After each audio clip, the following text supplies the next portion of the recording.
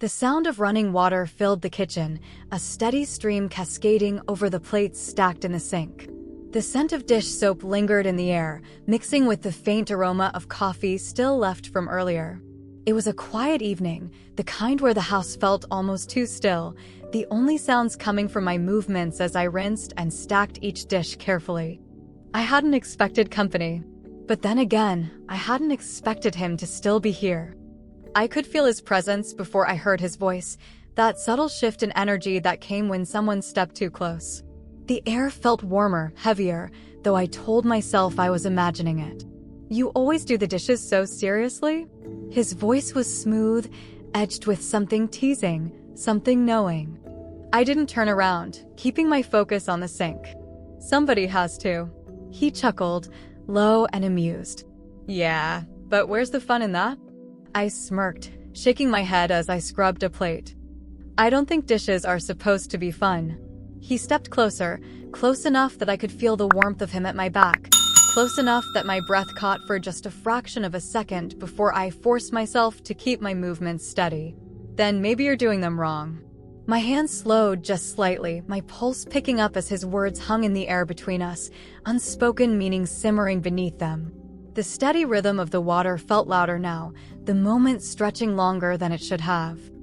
I finally turned my head just enough to glance at him, my voice steady, but my body far from it.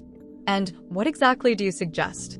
His smirk deepened, his gaze flickering over me like he was considering something, deciding something.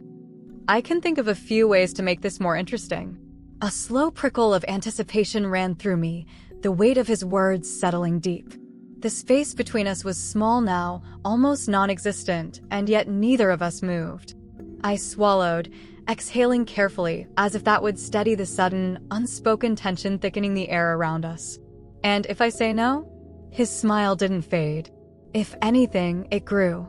"Then you say no." His voice was low, smooth, but there was something underneath it, something deliberate. He wasn't pressuring. He was waiting. I should have said it. I should have laughed it off, stepped away, created space between us again. But I didn't. Instead, I let my fingers linger under the stream of water, feeling the warmth seep into my skin, feeling the way my breath had shortened without permission. The only thing between us was the hum of the kitchen appliances, the distant sound of a car passing outside, and the soft rhythm of my heartbeat in my ears. "You're quiet now," he murmured, his voice closer than before. "Is that a good sign?" I took a slow, deliberate breath. "Maybe." He chuckled, low and rich, his presence pressing just a little closer. "That doesn't sound like a no." I turned my head slightly, just enough that our eyes met, and for the first time, I let myself really look at him. The way his eyes darkened just slightly, the subtle tension in his shoulders, the way his hands rested on the counter, firm, steady, waiting. "Maybe I don't want to say no," I admitted softly, my voice barely above a whisper. His smirk shifted, something sharper, something unreadable flashing in his expression. His fingers brushed against my wrist, the contact so light I could have convinced myself it was an accident. But it wasn't. It was a question. One I wasn't sure I wanted to answer. The space between us had dissolved completely now. The scent of him, the faint spice of his cologne, mixed with the warmth of the kitchen air, wrapping around me, making it harder to think clearly. "You're still washing that same plate," he observed, amusement lacing his tone. I glanced down, realizing he was right. My fingers had been moving over the smooth surface, over and over, lost in the moment, in him. I swallowed hard, setting the plate down slowly, deliberately. "Guess you really are distracting." His lips quirked. "That's the idea." His fingers trailed lightly over the back of my hand now, just barely, like he was still waiting for me to make the next move. Like he wanted me to ask for it. And the worst part? I wanted to. The warmth of his fingers against my skin sent a slow, deliberate pulse through me, something I couldn't ignore even if I tried. The kitchen had always felt like a place of routine, familiar, predictable, safe. But now, with him standing this close, his touch featherlight yet impossibly heavy, everything felt different. The air itself seemed charged, as though the walls around us knew we were balancing on the edge of something we could never take back. My hand remained beneath his, still damp from the water, my breath shallow as I tilted my head just slightly, just enough to catch the way his gaze darkened, the way his jaw tensed as though he was holding something back. "You're still not stopping me," he murmured, his voice lower now, rougher.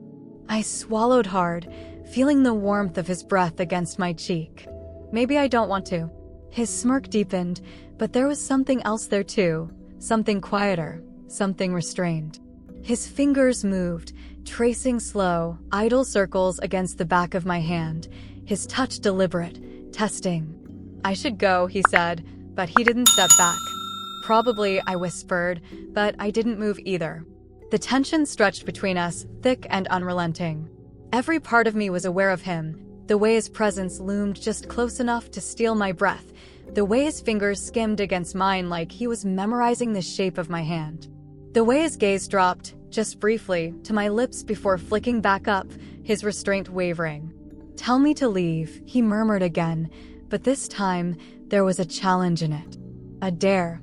I knew what would happen if I didn't. I let the silence answer for me. His fingers tightened ever so slightly against mine, his body tensing, like the last thread of control was about to snap. I exhaled softly, my own grip shifting, my pulse hammering in my ears as I leaned in just a fraction more, my voice barely above a whisper. "I'm not going to." Something shifted in his expression, something unreadable but undeniable. A beat passed, just long enough to make my stomach twist, to make the anticipation coil even tighter. Then, finally, he moved. His hand slid higher, tracing a slow, deliberate path up my forearm, sending heat skimming across my skin. My breath caught, my fingers flexing as his touch lingered, teasing, waiting. I wasn't sure who closed the space first, but suddenly we were too close, the air between us impossibly thin, the weight of this moment pressing down on us from all sides. He let out a quiet exhale, his forehead nearly touching mine now, his fingers trailing back down, tracing the delicate bones of my wrist, as if savoring the moment. "You know we can't go back after this." I swallowed, my voice barely steady. "I know." His grip tightened, his jaw clenching like he was holding himself together by the thinnest thread. "Then tell me one more time that you want this." I let my fingers slide against his, my own hesitation slipping away as I tilted my chin up, meeting his gaze head-on. "I think you already know." A slow, knowing smirk tugged at the corner of his lips, his fingers finally closing around mine, firm, certain. The weight of the moment settled around us, inevitable, irreversible. And neither of us was stopping it now.